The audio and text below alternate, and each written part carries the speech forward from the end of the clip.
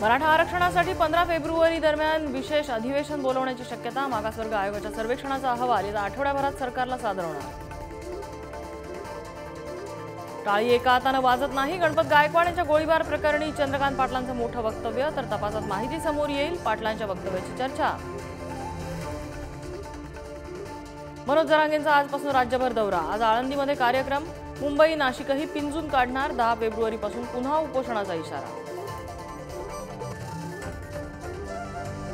मुख्यमंत्र्यांसोबतचे हे महाशय कोण आहेत? संजय राऊतांचा नव्या एक्सपोजने खळबळ, तर पुण्यातल्या कुख्यात गुंड तुषार हंबीर सोबतचा श्रीकांत शिंदेंचाही फोटो व्हायरल।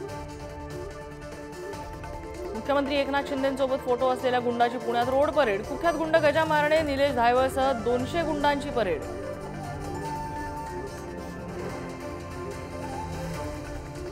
मुंबईतल्या 6 लोकसभा मतदारसंघांवर भाजपच्या केंद्रीय नेतृत्वाचं विशेष लक्ष। अंतर्गत सर्वेक्षणातून मुंबईमधल्या मतदारसंघांची चाचपणी। काही ठिकाणी भाकरी फिरण्याची शक्यता। बाबरीची वीट, राज ठाकरेंना भेट। बाळा नांदगावकरांचं राज ठाकरेंकडून कौतुक।